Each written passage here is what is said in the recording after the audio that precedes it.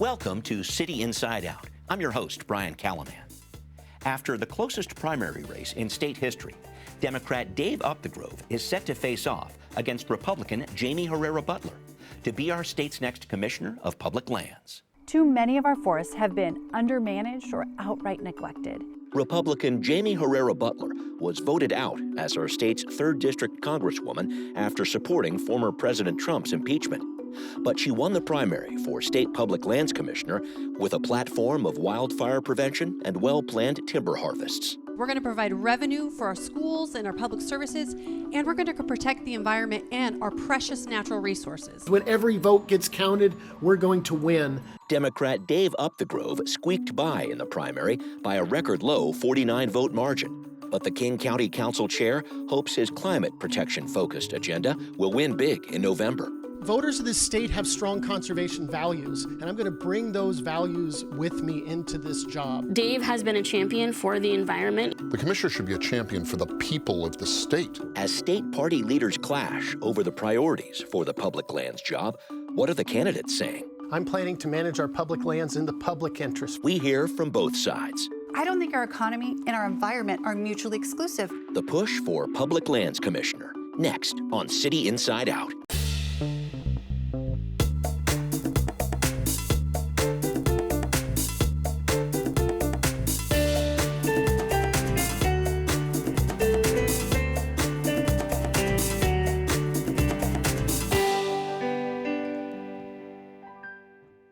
And welcome once again to City Inside Out. I'm your host, Brian Callahan, and I am joined by both candidates for State Public Lands Commissioner, Jaime Herrera Beutler and Dave Upthegrove. Jaime, thanks a lot for being here. It's a pleasure. And Dave, great to have you too. I'm excited. Let's do this. All right. So we had a coin toss before the show. Jaime, I'm going to start with you. An opening statement. Tell us why you're running and keep it to a minute, please. Yeah. So my husband and I are raising our 3 kiddos in what is the path of the Yakult burn down in Southwest Washington. And it stood for over a century as the largest forest fire in Washington state history.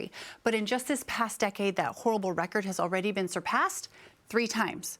Too many of our forests are undermanaged or outright neglected, and they are turning into crowded, diseased tinderboxes, just waiting for a spark. Fires run rampant every summer. They're emitting tons of carbon into the air, and they're making home insurance more unaffordable, making housing here even more of a challenge. So I've decided I'm not going to leave my kiddos or your kiddos a legacy of burning forests and choking smoke. You know, I served Southwest Washington in Congress, and I worked hard to responsibly manage our federal forests, to remove the dead and the diseased trees that serve as the fuel for the fires that plague us every summer, and to quickly fight the fires when they do occur. And my hope is to bring some of those same priorities to our state as Commissioner of Public Lands. Thank you very much for that. Dave, a minute if you would. Thanks. You know, after the closest primary in Washington state history, I secured a spot on the November ballot by 49 votes. And I think a lot of voters are relieved that instead of having 2 Republicans advance, voters will actually have a choice. And the choice is a stark choice. I'm planning to manage our public lands in the public interest for all the people of the state of Washington. And my agenda is simple. I want to protect our clean air, clean water, and habitat, improve wildfire prevention and response, increase recreational opportunities on state lands, and do that all in a way that honors the principles of environmental justice and tribal sovereignty. As a longtime member of the Republican Congress in Washington, D.C., my opponent frequently voted against the public interest in the management of natural resources and instead on behalf of the private corporate industries that fund her campaigns, voting to roll back clean water protections, voting to gut the Endangered Species Act, take us backwards on climate. In fact, the National League of Conservation Voters gave her an F rating. We have a stark choice in this race. Okay, thank you very much. We're going to dive into some of those issues. Yeah, I'd like to respond to those. If you would, please. Yeah, That'd be awesome. Yeah, go ahead. So in my time in Congress, I worked very closely with Democrats or Republicans, whoever wanted to solve problems, which is why in this race, not in previous races, because I'm not running for Congress, I'm running for Commissioner of Public Lands, I've been endorsed by the Yakima tribal nations, why I've been endorsed by leaders like Willie Frank, who is former chair of the Nisqually Native Americans, from labor groups like the AWPPW and the IPUAT have all endorsed my race, not because they see this as a Republican or a Democrat seat, but they see it as a management seat, someone who wants to work with tribal nations and with our communities to make sure we're returning an investment and a value to the people of Washington, most importantly to our schools. The Common School Trust is why we selectively harvest and sustainably manage our forest lands, and my opponent, due to extremist voices that are in his ear, are saying we need to put those lands aside and walk away. That's going to be to the tune of $2 billion to our public school kids, not just up in certain places in the state, but in all these different counties, including King County. There's over $25 million of funding to our schools in King County that my opponent supports setting aside. I don't think our economy and our environment are mutually exclusive. We actually can do them both well, and that's what I'm looking forward to doing. Dave, I feel like there might be a response there. Did you want to respond to that, please? Sure. It's hogwash. My plan is to fully fund our public services, including our schools. We don't need to pit the environment against our economy. I think the real question is which one of us up here really supports public education. In Congress, my opponent voted time and time again to cut education funding, particularly Pell Grants for low-income kids in her district. In fact, the National Education Association gave her an F rating on education funding. And if the Education Association can't trust her, why should the people of the state of Washington? Okay. I want to make sure that I get into some of the land management issues here, because that's a very important part of what we're talking about here. And especially if I could, let's talk about legacy forests in our state. These are not old growth forests. Both of the candidates here want to protect those. But we are talking about older, more mature forests. They cover about 77,000 acres in different parts of our state. Jamie, I think you touched on this earlier, but why are you focused on these legacy forests, and what do you want to do with them? Well, actually, I'm focused on the entire forest in Washington state. And let me put this in perspective. 800,000 acres of forest in western Washington. Of that 800,000 acres that the trust manages, over half are set aside. And I support that for conservation purposes, for old growth purposes, for habitat purposes. That is going to be secured under my administration in this role. There's about 49% left, and my opponent proposes pulling about 10% out of that. And what does that mean? Why is that important? That, by law, is supposed to be selectively harvested over time and in a very environmentally smart way, and that money is supposed to go to schools. My opponent is saying, let's set that 77,000 acres aside today, and the schools will make themselves whole at some point. He doesn't have a plan for it. That's a big difference in this race. If there was a gubernatorial candidate or a legislative candidate in Washington state that was going to cut $2 billion out of education, it would get a lot of attention. So don't let my opponent's smoke and mirrors about Congress, a race I'm not running for, fool you. This is about Washington state school kids and Washington resources. Okay, I wanted to try to bring this focus back to legacy forest, which I think is where we're... The 77,000 acres. For at least a little bit. I think it's a good snapshot of what this is about. Dave, did you have a response to that? I wanted to try to focus on this legacy forest piece, especially because I think you have heard some criticism about it in your position there. Yep. My interest is in following the science and taking an independent approach that balances our responsibility to our environment and to generate revenue for public services. And what I envision is ensuring that we have a diversity of age classes and stand types across the landscape, young forests, old forests, and some of these older forests that are not quite old growth store the most carbon. They have the most biodiversity. They have an outsized impact on our climate. And my proposal is to defer harvest of these and in the short term harvest other parcels. That's the good news. In every county in the state, we have lots of other timber we can harvest in the short term to generate funding for our schools and local governments. In the long term, when we get out a decade or two, this will put a little pressure on that trust. And I've proposed that we use existing funding sources like the Natural Climate Solutions funding, the Trust Land Transfer Program, maybe state capital bonds, to grow our trust holdings, particularly private timberlands at risk of conversion. Fun fact, about 70% of our forestry, 70, takes place on private timberlands. The state oversees about 30%. Sometimes they will, after they harvest, will sell that land.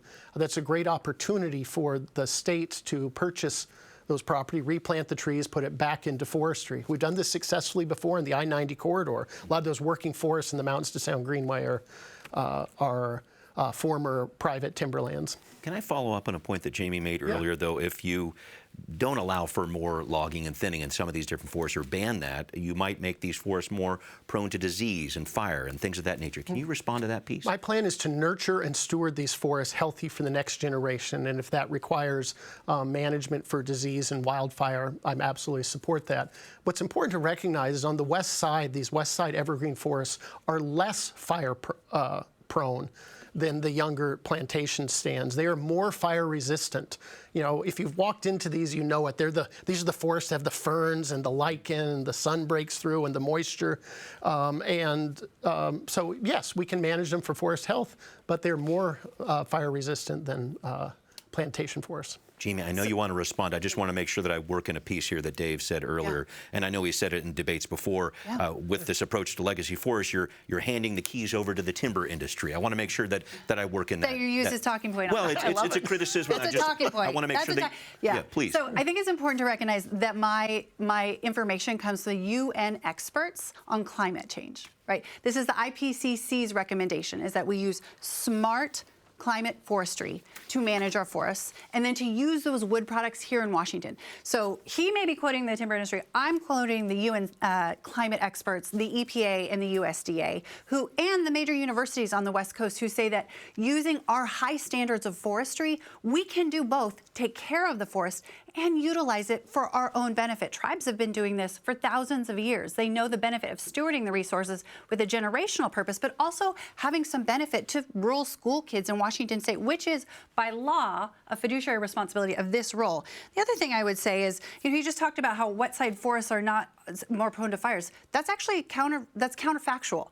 In last year, for the first time in recorded history, we had more fires in western Washington, I'm from the wet side, than in eastern Washington, than ever before in recorded history. Climate change is here. Like, we can take the bull by the horns and use innovation like they do in Nordic countries, like they do in Finland, right? Very climate smart.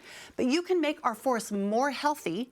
And if we do that, our forests are carbon, storage workhorses. They sequester carbon if they're healthy. If our forests are unhealthy, they burn. 75% of the owl habitat that was set aside, which is the set aside and walk away plan that my opponent is talking about, has burned in California. I don't want to see that happen with our state forests. Thank you. I want to move on to another complex issue, and they're all complex here, aren't they?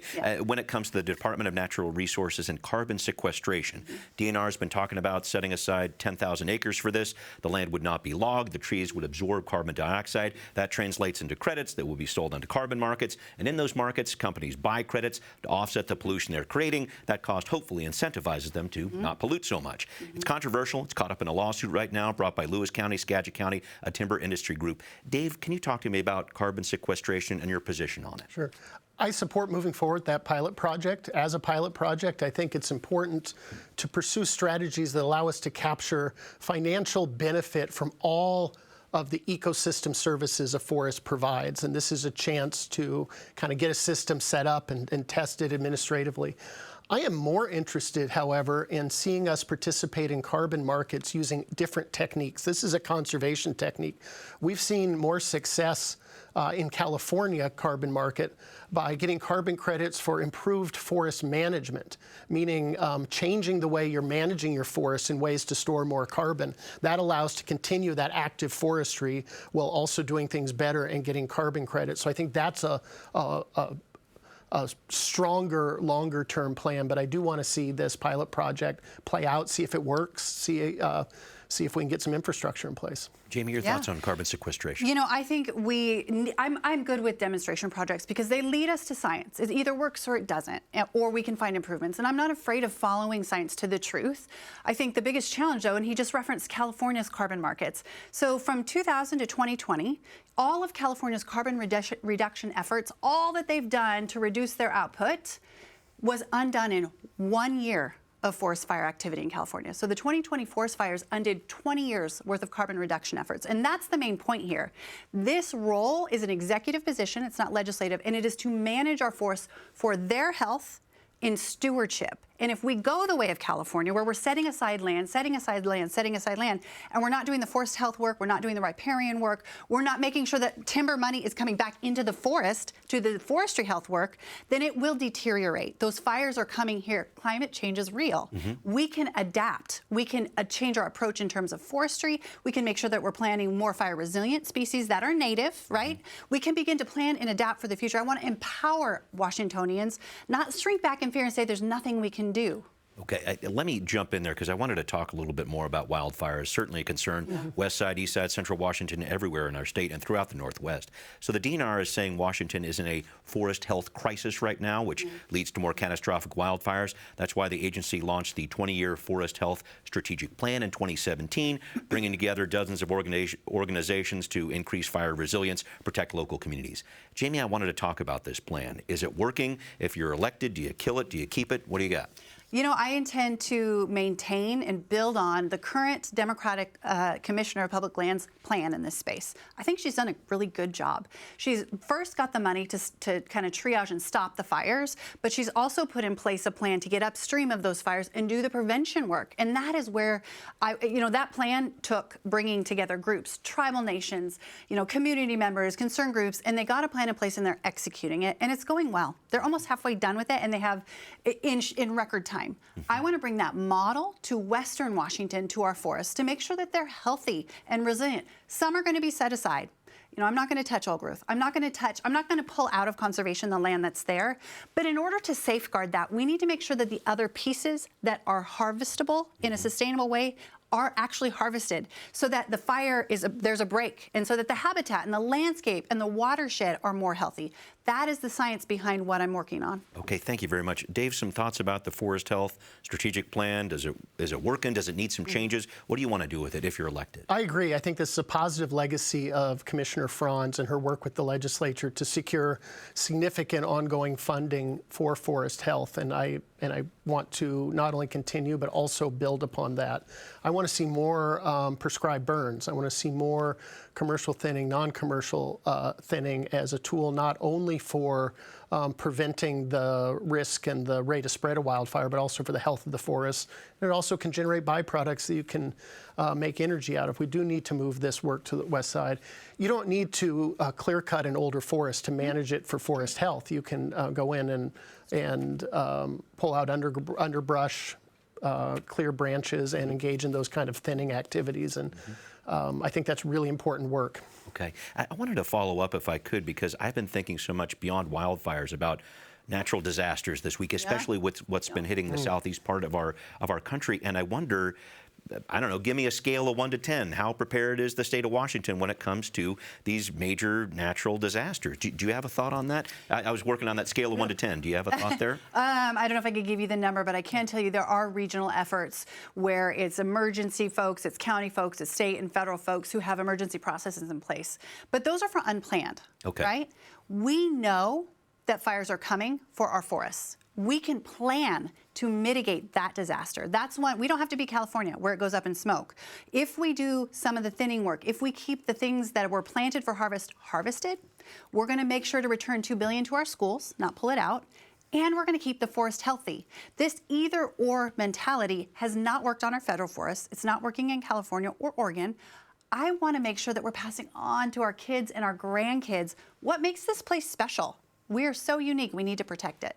Some thoughts about this big-scale natural disaster. Is our state ready? I asked for a 1 to 10 scale there. If you want to give it, go ahead. I don't know enough to give a number either. I do know it's an important responsibility, both on wildfires. The department also has responsibility for geology. And that means both reviewing the landscape when we're going to make management decisions like timber sales to make sure that we are doing it responsibly to prevent landslides. It also means doing some of the research to predict and plan for earthquakes.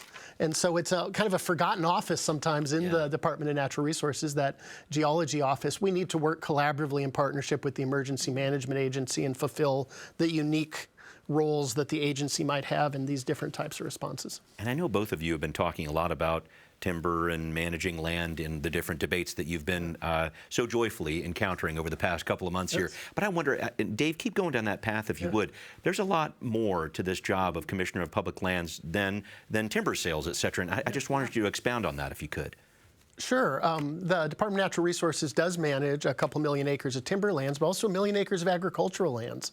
And we have a responsibility to steward those responsibly so that the next generation can continue and try to prevent the loss of ag lands. We manage our aquatic lands. almost all the state-owned aquatic lands, and there's an opportunity there to both generate revenue and to steward them responsibly. You know, we don't want to be the generation that loses the orca or the king salmon.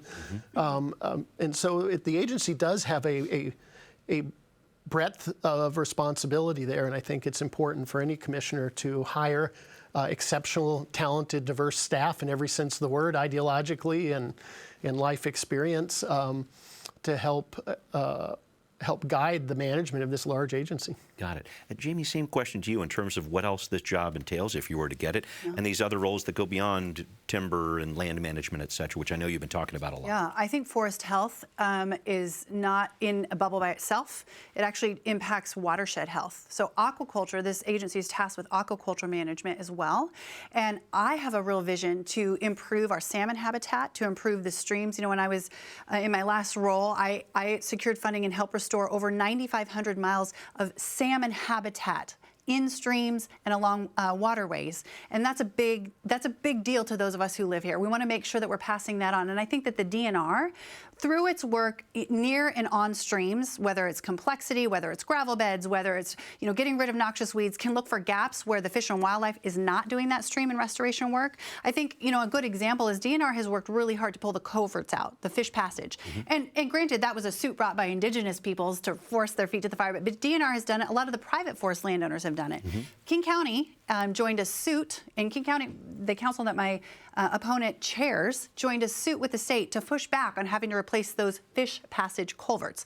That is a very big deal when it comes to Chinook and steelhead that are the mainstay of substance for our orca population, but also just iconic for the Northwest. Protecting wild salmon populations is something I worked very hard on in Congress, whether it was bringing $65 million to our coast or $50 million to help with the Puget Sound cleanup. We need to make sure that DNR isn't just forestry focused, but they recognize that forest and fish go hand in hand. Dave, some thoughts about that. It sounded like there's a direct mention of something you did with fish passages. I wanted to make sure you got a chance to respond. Sure, I strongly support moving forward with removing fish passage barriers. In fact, I was really proud as the leader of the King County Flood Control District to personally develop and implement a new grant program to fund that fish passage repair. I think there's a lot of areas in the region where big, ambitious goals have been set and we're still making progress. And the question is, are we going in the right direction? And the answer is yes.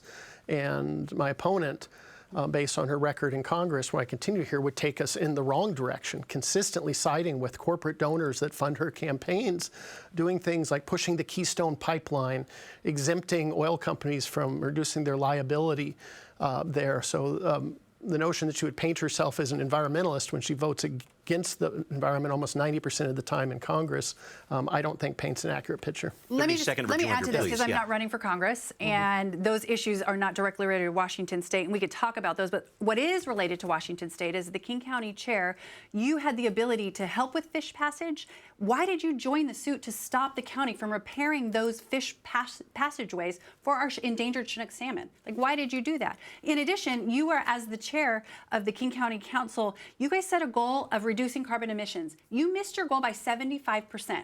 So you're talking about ideas. I'm talking about outcomes. I help restore fish passage. Our work on forests is helping with capturing and sequestering carbon, and that is my plan for this department. Okay. This is important. Yeah, I understand. I just wanted to make sure that Dave had a chance to jump in. Oh, sure. The county executive, not the county council, makes those litigation decisions. We're not involved in that, so I can't speak to their rationale for it.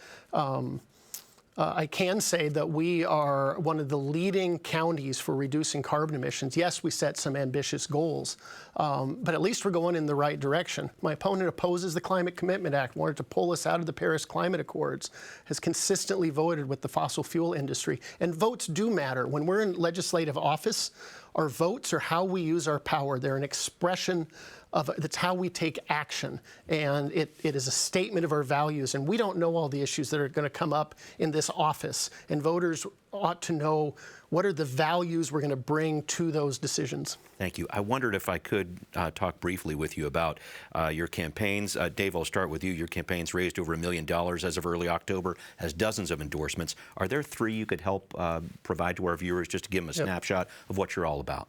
Sure, I'm proud of my endorsement from the Sierra Club that's fought for clean air, clean water, and habitat. I'm proud of my support from the Washington Education Association for my support of public school funding, and proud to be endorsed by the Washington State Council of Firefighters. They know what's at stake and know that I'm prepared to keep our state safe. And that's on top of endorsements from dozens of labor unions, the State Labor Council, and support from 10 or more tribes. But those are three that I'm most proud of. Thanks. I'll jump over to you, Jamie. You've raised about $600,000 for your campaign as of early October. You have a lot of endorsements, too. Pick three, please. So I'm going to use the endorsements that aren't from what you would expect. So the Yakima Tribal Nation endorsed me. I've been endorsed by other tribal leaders, right? I've been endorsed by labor unions, and I've been endorsed by the working families who are in these communities that are directly impacted by my opponent's extreme plan to pull land out of benefit and out of circulation. This is where I think people also need to pay attention. I come from the Republican side of the aisle, yet I've earned this support. And that's because I've worked with Democrats in Congress, I've worked with Democrats at the local level to advance solutions for issues. I'm not worried about platitudes or talking points. I'm worried about the 9,500 miles of salmon habitat I've helped restore, or the 50 million that I've helped bring to the Puget Sound watershed. And as Lands Commissioner, I will work with anyone to make sure that we come up with solutions for the problems that are facing us. Thank you. It is time for a closing statement. This has been a great discussion. Jamie, you're up first. If you could keep it to a minute, please. Yeah, absolutely. So I would ask folks to go to jamieforlands.com. This is one of the most important races that most folks don't know exists, but it's one of those where it really shouldn't be Republican or Democrat. This shouldn't be a partisan race. This really isn't about platitudes. This is about results. And as a member, as someone who's worked for folks in Washington State, we've delivered real results, whether it's salmon habitat restoration, whether it's forestry and riparian zone work, whether it's making sure that aquatics and shellfish have help in fighting against invasive species and protecting native shellfish, and working with our indigenous cultures to respect both their cultural rights, but to make sure that we're taking in their advice and their consultation as we manage and steward Washington State lands for this generation and hopefully for many generations to come. Thanks, Dave. You get the last word. Thanks. This is a race about what values do we bring to the management of our public lands. And the value I bring is a belief that we ought to manage these public lands in the public interest for all the people of the state of Washington, supporting a common sense agenda, protecting our clean air, clean water, and habitat, wildfire prevention response. The old Boy Scout in me wants to expand recreational opportunities on our public lands. This is an agenda for the people. My opponent's agenda is the logging industry's agenda, and she has consistently supported positions and legislation that takes us in the wrong direction, that is aligned with the corporate interests that fund her campaigns. And she was previously endorsed by the Tea Party. This is not a moderate I'm running against. In fact, she even said to a magazine, she said, I wouldn't call myself a moderate. Her local newspaper in a previous election said she was far to the right. I think the voters of Washington want an independent-minded, science-based leader. Okay, thank you both for this, and we will be right back. What are people saying on social media about the race for Commissioner of Public Lands? One person writes, on January 13th, 2021, Jaime Herrera Beutler proved that she has an ethical moral compass and personal integrity. Dave Upthegrove has never proven either. Another person comments, Washington's overall well-being, including long-term economic prospects, a somewhat climate-adaptable ecosystem, and the future of salmon streams necessitate a lands commissioner like Dave Upthegrove. We'd like to know what you think. Send us an email at contact@seattle.gov or find us on social media. Great to have that input. Thank you both as well. And we will see you next time on City Inside Out.